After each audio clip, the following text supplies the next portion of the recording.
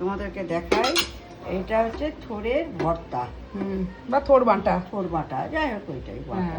এটা মা বানিয়েছে। বাটা মানে মিক্সিতে বেটেছি, আমাদের তো শিলনোড়া নেই।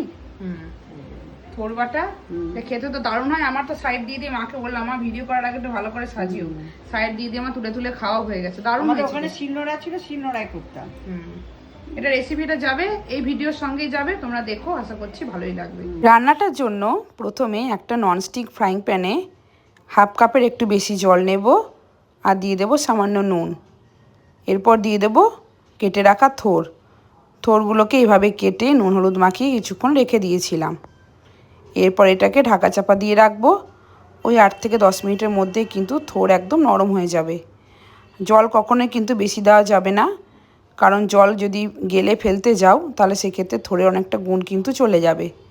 এরপর ওই সেদ্ধ করে রাখা থোড়টাকে একটা মিক্সিং জারে নিয়ে বেটে নিতে হবে। এরপর কড়াইয়ে বেশ কিছুটা সর্ষের তেল দেব। তেলের পরিমাণ এখানে একটু বেশি লাগবে। তারপর দিয়ে দেব তাতে শুকনো লঙ্কার কালো জিরে ফোড়ন। ফোড়নটা ভাজা হলে বেটে রাখা থোড়টা এবার এর মধ্যে দিয়ে দেব।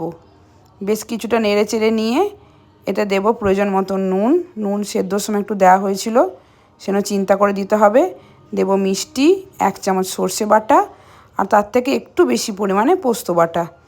এরপর অনবরত খুন্তির সাহায্যে নেড়ে নেড়ে এটাকে ভাজা ভাজা করে নিতে হবে। মোটামুটি এটার পরিমাণ যখন অর্ধেক হয়ে আসবে তখন জানতে হবে যে এটা মোটামুটি রেডি হয়ে গেছে। শুধু নামানোর আগেই হবে নারকেল কোড়া ছড়িয়ে আর 1 পলা সর্ষের তেল ছড়িয়ে নামিয়ে নিলেই তৈরি হয়ে যাবে থোড় বাটা।